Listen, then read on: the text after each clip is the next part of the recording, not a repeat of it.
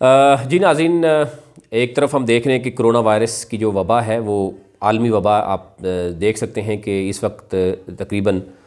35,000 के करीब लोग लुक़्मे अजल बन चुके हैं। पाकिस्तान में अभी तक की क्या सूरत हाल है, आपने देखा होगा कि वज़ीर-ए-आज़म आए दूसरे रोज़, तकरीबन हर दूसरे रोज़ वो आवाम से ख़िताब भी करते हैं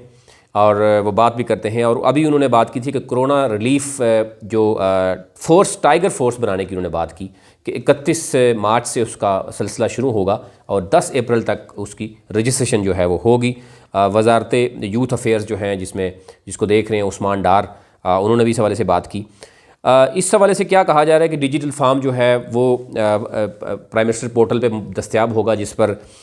नाम, पता, उम्र और मोबाइल नंबर और यूनियन कौंसल, ज़ाहिर है यूनियन कौंसल के बाद तहसील और डिस्ट्रिक्ट होगा। इस पे बहुत से सवाल उठना शुरू हो गए हैं अभी से कि मुल्क में इस वक्त एक खौफनाक सूरत हाल है इस हवाले से, कोरोना वायरस के हवाले से। अभी ये सिलसिले जो है वो अगर ज़ीरो से शुरू करेंगे तो डेफ़िनेटली बहुत टाइम लगेगा। बहुत से इदारे ऐसे हैं जिस पर बात हो रही है, क्योंकि हमने जब ये प्राइम मिनिस्टर इमरान खान ने ऐलान किया उसके बाद ये सवाल जो है वो उठा, तो उसमें बहुत से ऐसे इदारे मौजूद हैं ऑलरेडी जो यूनियन कौंसिल लेवल पे मौजूद हैं, जो ये काम बहुत अहसन तरीके से कर सकते हैं। और यूथ के हवाले से कहा जा रहा है कि एक तो वो जो यूनियन कौंसिल की जो लेवल की जो यूथ कह रहे हैं वो पढ़ी लिखी यूथ और 18 साल से आप ऑनवर्ड कह रहे हैं, उसमें एक तो बहुत बड़ा गैप ये भी है कि वो बच्चे जो 18 साल से ऊपर हैं, अगर वो एजुकेटेड हैं तो वो अपने शहरों यानी यूनियन कौंसिल में वो पढ़ नहीं रहे, वो मुख्तलिफ मेट्रोपोलिटन्स में पढ़ रहे हैं। यानी अगर इस्लामाबाद के देही इलाकों के लोग हैं तो वो इस्लामाबाद सिटी में हैं, या रावलपिंडी के बहुत दूर दराज, इवन आप गिलगित बल्तिस्तान और जम्मू एंड कश्मीर और मुख्तलिफ एरिया की बात करें तो वो बड़े शहरों में पढ़ते हैं, जिसमें लाहौर, कराची, इस्लामाबाद, पेशावर, कोयटा, इस तरह के इलाकों में पढ़ते हैं। मुतलका यूनियन कौंसिल में उनका उस तरीके से स्टडी भी नहीं है, उस तरह का असर व रसूख भी नहीं है। अब कौन से इदारे ऐसे हैं जिनका असर व रसूख मौजूद है, जिनके पास डाटा मौजूद है, वो अगर आपसे शेयर करें। नंबर 1 बल्दियाती इदारे हैं। आप समझते हैं कि बल्दियाती इदारे जो हैं, पूरे पाकिस्तान में बल्दियाती इलेक्शन हो चुके हैं, बल्दियाती इदारों के पास मुतलका यूनियन कौंसिल का, यहाँ तक के केपी में या बाकी एरियाज़ में विलेज कौंसिल तक उनके पास डाटा मौजूद है। उसको ऐसा तरीके से इस्तेमाल किया जा सकता है तमाम पूरे पाकिस्तान की, सवाए गिलगित बल्तिस्तान और एजेके में डेफिनेटली बल्दियाती इलेक्शन नहीं हुए, उस तरह का सेटअप मौजूद नहीं है। बाकी रेस्ट ऑफ दी कंट्री में ये मौजूद है, उसको बहाल किया जा सकता है। इसके साथ साथ बात जो की जा रही है, असातिज़ा की बात की जा रही है कि गवर्नमेंट्स की जो स्कूल्स हैं, इसी तरह जो असातिज़ा हैं गवर्नमेंट के, वो 4 माह की तनख्वाह तो लेंगे, लेकिन उनको अगर अहसन तरीके से इस मकसद के लिए इस्तेमाल किया जाए। असातिज़ा जानते भी हैं, वो पढ़े लिखे भी होते हैं, वो मुतलका एरिया को जानते भी हैं, उनके ज़रिए भी जो है वो आवाम को रिलीफ दिया जा सकता है, वो जानते भी होते हैं। इसी तरह अगर हम बात करें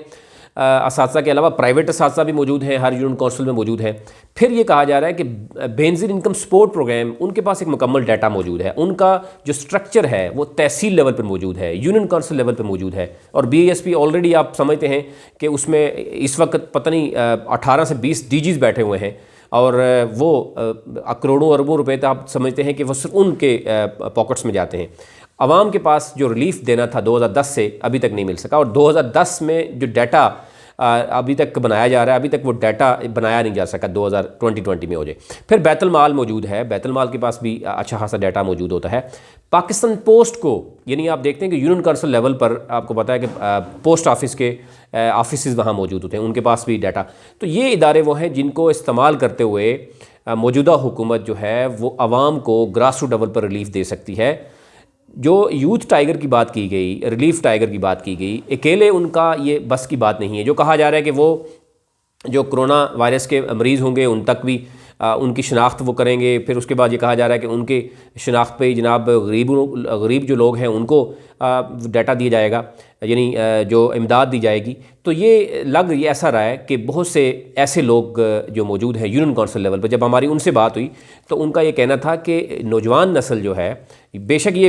मौजूदा हुकूमत ये भी कहती हुई नज़र आती है कि बिला तफरीक है, कोई भी पॉलिटिकल पार्टीज़ के लोग आ सकते हैं, लेकिन शायद दूसरी पॉलिटिकल पार्टीज़ के लोग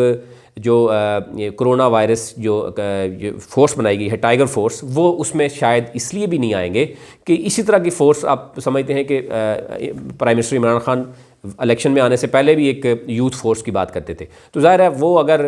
अपोजिशन जो है मुस्लिम लीग नून या पीपल्स पार्टी अपने यूथ को शायद वो इस तरफ नहीं लेके आएंगे, और अगर लेके आएंगे तो बाद में तहरीक इंसाफ या दूसरी हुकूमतें ये भी कह सकती हैं कि वो लोग मौजूद थे इसमें, जिसकी वजह से ख़राबी पैदा हुई। तो ये तो बहुत सी क्या सराइयाँ मौजूद हैं। लेकिन जो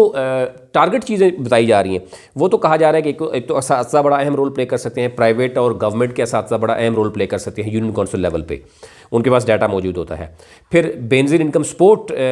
जो प्रोग्राम है वो तहसील लेवल पे ऑलरेडी उसका स्ट्रक्चर मौजूद है, उनके पास डाटा मौजूद है। आल्दो अगर डाटा नहीं मौजूद है तो बताया जाए कि BASP करता क्या रहा है। बल्दियाती इदारे सबसे अथेंटिक जो डाटा है बल्दियाती इदारों के पास मौजूद है। इस्लामाबाद समेत तमाम चारों सूबों में बल्दियाती इलेक्शन तो हुए हैं, आल्दो हम समझते हैं कि वो शायद उस तरीके से जो उनका रोल था, जो उनको इक़्तिदार देना था वो नहीं दिया गया, लेकिन उनको बहाल किया जाए फ़ौरन और उनके ज़रिए भी काम लिया जा सकता है। लेकिन सिवाय सिर्फ ये जो कहा जा रहा है कि नौजवान जो टाइगर फोर्स है वो सिर्फ इस हद तक तो हो सकती है कि वो आपको हेल्प आउट कर सके, आपको जो कोरोना वायरस के मरीज़ हैं उनको कहीं पहुंचाना है या कोई एक्टिविटी एक्टिव रोल प्ले करना है तो वो कर सकते हैं। लेकिन डाटा की यहाँ तक बात है या तमाम यूथ, पढ़ी लिखी यूथ या जो भी यूनियन काउंसिल लेवल की, वो सारे लोगों को नहीं जानती। इसमें बुज़ुर्गों का होना, इसमें बल्दियाती इदारों का होना बहुत ज़रूरी है। आप समझते हैं कि बल्दियाती इलेक्शन में जब इलेक्शन होते हैं तो एक चेयरमैन जो यूनियन काउंसिल का होता है वो वोट मांगने के लिए हर एक के घर जाता है, उसकी पूरी टीम होती है, वो सब लोगों को जानता है, वो ये भी जानता है कि कौन सा शख्स जो है वो इसमें हकदार है, कौन सा शख्स हकदार नहीं है। तो बड़े वैलिड क्वेश्चन जो है वो इसमें उठाए गए हैं ज़ाहिर है बाकी लोगों की तरफ से भी। तो मौजूदा हुकूमत को ये देखना होगा कि बजाय सिर्फ यूथ को ही इस में शामिल करने के, अब अगर बल्दियाती इदारों को और असातिज़ा को और इसी तरह बेनज़ीर इनकम सपोर्ट, बैतुल माल और पाकिस्तान पोस्ट को इस्तेमाल करते हुए ये ग्रास रूट लेवल पे होगा तो इसमें बहुत अच्छे तरीके से, अहसन तरीके से उन लोगों तक रसाई भी होगी जो वाकई गरीब हैं। अदरवाइज़ जो है वो सिर्फ अगर नौजवानों पे ही मुनहसर होगा कि वो डाटा भी देंगे, वो हेल्प आउट भी करेंगे, तो ये बहुत मुश्किल हो रहा है। और कहा भी जा रहा है कि वो नौजवान नस्ल जो है या यूथ टाइगर्स जो है वो DC के साथ, NDMA के साथ और मुतलका MP MNS भी होंगे, उनके साथ मिलकर काम करेंगे। तो ज़ाहिर है मुतलका MNS MPS जो होंगे उनको भी ये इल्म है कि बल्दियाती सेटअप उनको कितना जो है वो डाटा दे सकता है, बेनज़ीर इनकम सपोर्ट कितना डाटा उनको दे सकता है, पाकिस्तान पोस्ट से वो क्या कुछ जो हासिल कर सकते हैं। तो ये बहुत सी चीज़ें हैं जिस पे तनकीद का निशाना बनाया जा रहा है बुनियादी तौर पर। और ये भी कहा जा रहा है कि अगर शुरू से ही जिस तरह अभी टाइगर फोर्स बनाई जा रही है 31 से 10 अप्रैल तक आप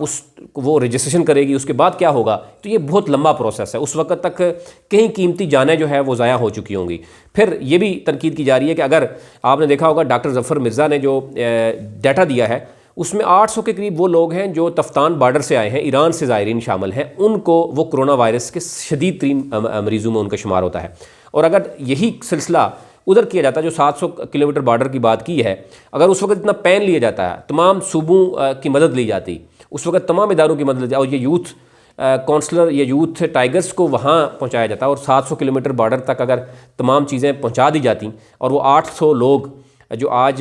पाकिस्तान पूरे भर के लिए मुसीबत बने हैं, उनके लिए अगर वहाँ पर एक क्वारंटाइन सेंटर बनाया जाता है, उनको चेकअप हो जाता, तो शायद आज ये दिन देखने ना पड़ते। लेकिन अब ये सारी सूरत अगर लेट होती होगी तो ये बहुत सा मुश्किलात पैदा कर सकते हैं। तो ये जो डाटा है ये अगर असातिज़ा जो कि 4 माह की सैलरी ले भी रहे हैं वो मौजूद भी हैं, यूनियन काउंसिल के जो नुमाइंदे हैं वो बहुत अहम रोल प्ले कर सकते हैं, बेनज़ीर इनकम सपोर्ट के प्रोग्राम तहसील लेवल पर स्ट्रक्चर है उनको इस्तेमाल किए बगैर तो ये मुमकिन नहीं होगा। बजाय इसके मज़ीद हम देख रहे हैं कि अपोजिशन भी और मुतलका लोगों को भी एक खौफ हो रहा सी फैल रहा है, क्योंकि 31 से 10 अप्रैल तक तो डाटा आप कहा जा रहा है, ये फ़ौरन होना चाहिए था और आज ये चीज़ें तकसीम होनी चाहिए थी। तो ये देखना होगा कि मौजूदा हुकूमत कितना इसमें जो है वो सीरियसनेस शो करती है। अगर इन इदारों को इस्तेमाल नहीं किया जाएगा तो डेफिनेटली नौजवान नस्ल शायद ये नहीं जानती और ये मुश्किलात मज़ीद बढ़ती हुई नज़र आएंगी पाकिस्तान में।